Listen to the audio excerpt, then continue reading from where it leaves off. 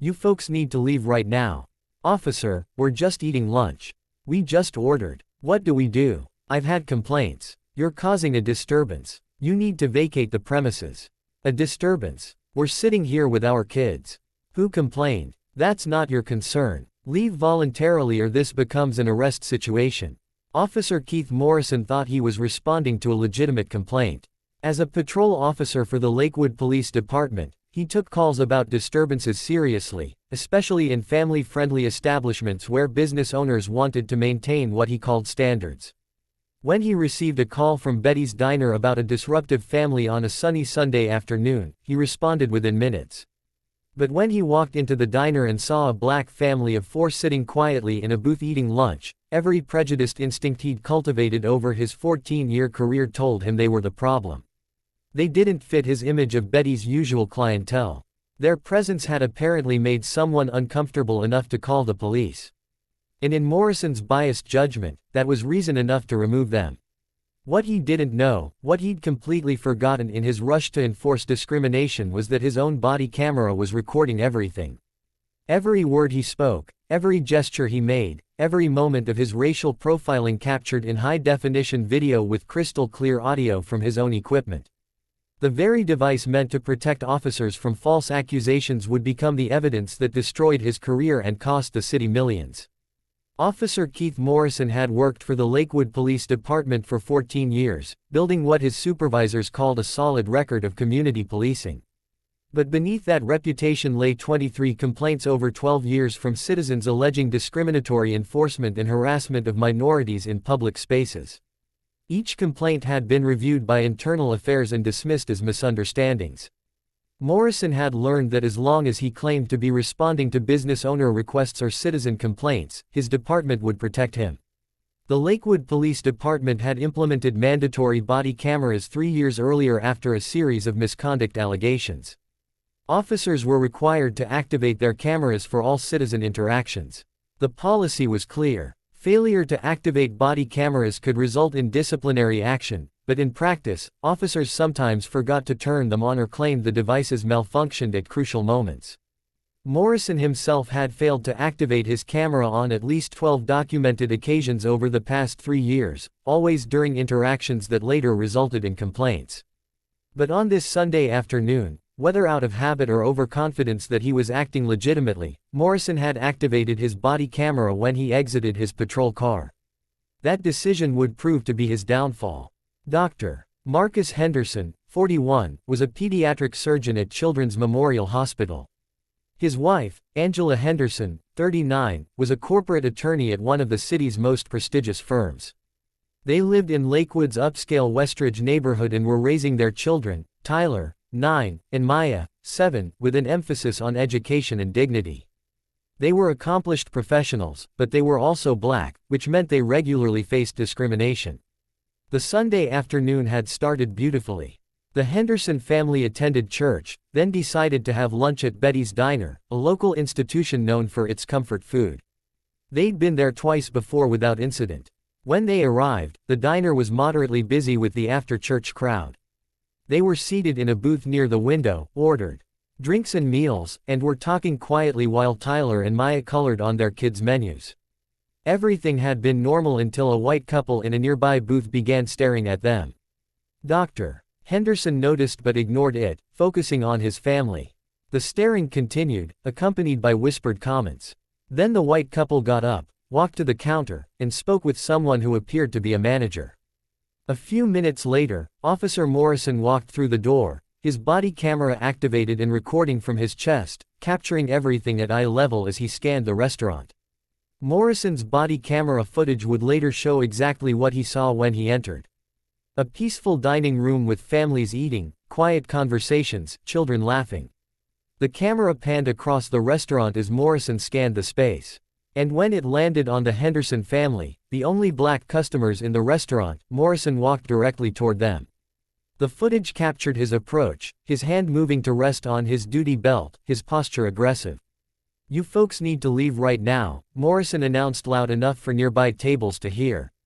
The body camera recorded the Henderson family's reactions from Morrison's perspective, their confused faces turning up toward him, the moment of shock and fear crossing their expressions. Dr. Henderson set down his fork, his hands trembling slightly. Officer, we're eating lunch. We just ordered. What did we do? The body camera's microphone captured the tremor in Dr. Henderson's voice, recorded his hand reaching instinctively for his son's shoulder, a protective gesture clearly visible in the frame. I've had complaints that you're causing a disturbance, Morrison said. The camera recorded his own aggressive tone, the way he stood over the family. You need to vacate the premises. Angela Henderson's voice wavered, her legal training failing her in the moment of shock. A disturbance, officer. We're sitting here with our kids. We haven't. We're just eating. Who complained? What specifically did they say we did? The body camera captured Angela wiping her eyes quickly, trying to maintain composure in front of her children. It recorded the fear in her voice, the confusion evident on her face. That's not your concern, Morrison said dismissively. Leave voluntarily or this becomes an arrest situation. Dr. Henderson's voice cracked slightly. But we paid for our food. We haven't. I don't understand what we did wrong. Can you please just tell us what someone said we did? The camera captured Tyler looking up at his father. The 9-year-old's face showing confusion turning to fear. The audio picked up Maya beginning to cry quietly. Sir, don't make me ask again, Morrison said, his tone hardening.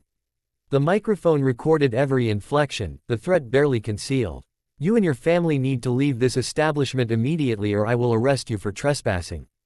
Angela pulled her daughter close, her own eyes filling with tears. The body camera recorded it all from Morrison's perspective. The humiliation of a family being threatened for the crime of eating lunch captured by the officer's own equipment. Before drive, Henderson could respond, a voice cut through the tension from off-camera. Officer Morrison, what the hell is going on here? The body camera swiveled as Morrison turned, capturing Bill Thompson, the actual owner of Betty's Diner, emerging from the kitchen. Thompson, a white man in his late 60s who had owned Betty's for 30 years, looked between Morrison and the Henderson family with alarm. Mr. Thompson, Morrison said, his confidence intact. The camera's view steadied as he faced the owner. I received a call about a disturbance. I'm handling it. A disturbance. Thompson moved closer, now centered in the body camera frame. From who? I've been in the kitchen. Nobody told me about any disturbance. Morrison's hand gestured vaguely. The movement captured on his own camera. One of your customers called it in. These people need to leave. The body camera recorded Thompson walking past Morrison toward the booth, the frame following his movement. Dr. Henderson, Mrs. Henderson, have you been causing any problems?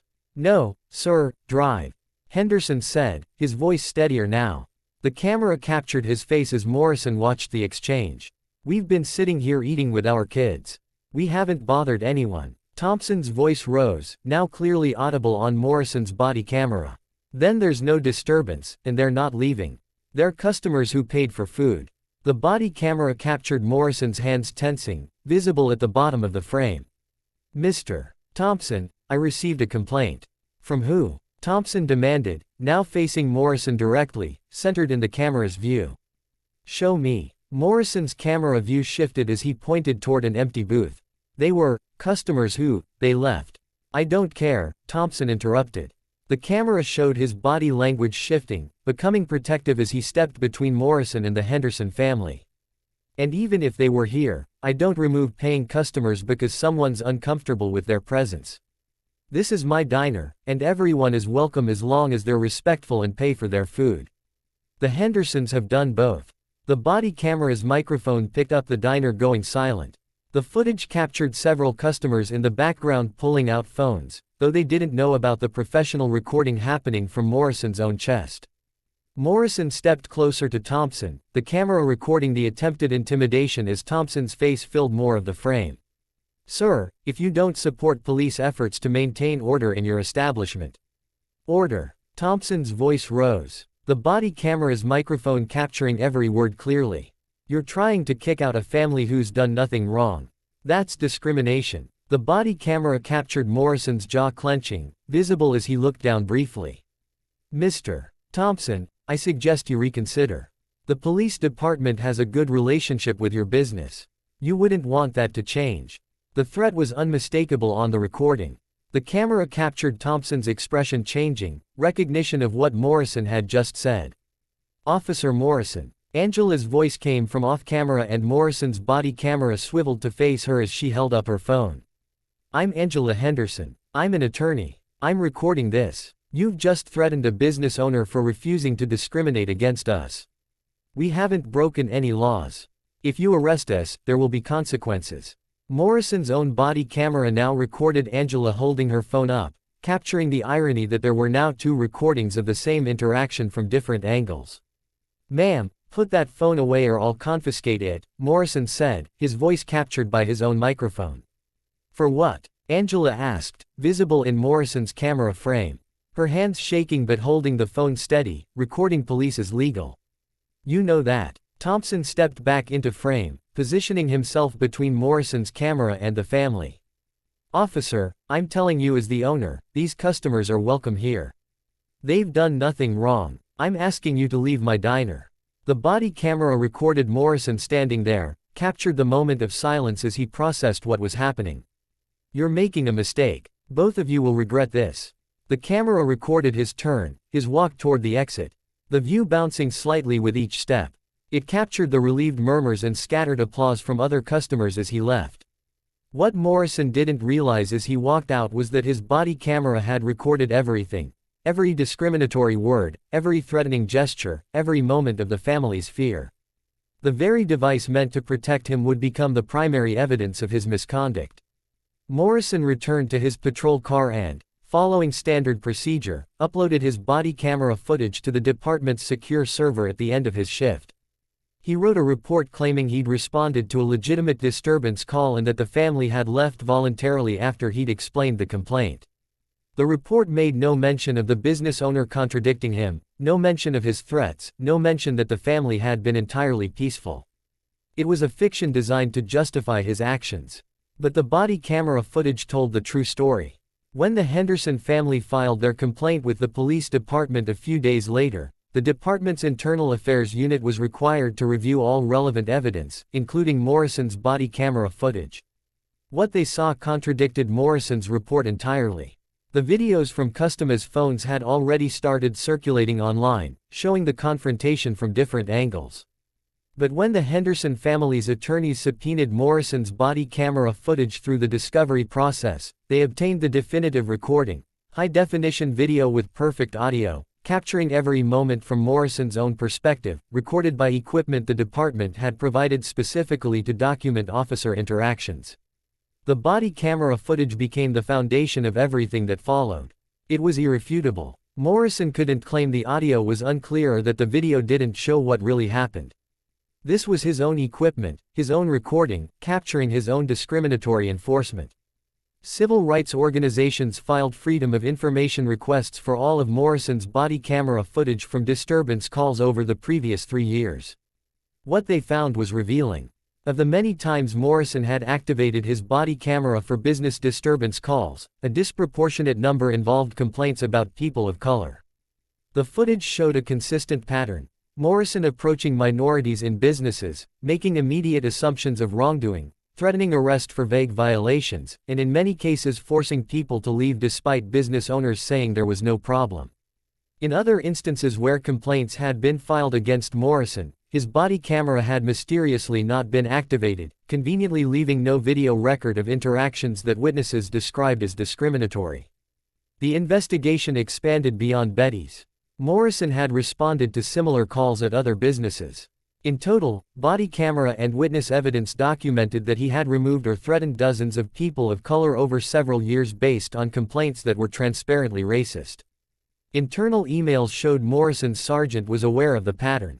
In one email, Morrison had asked about handling complaints from residents about undesirable elements in local businesses.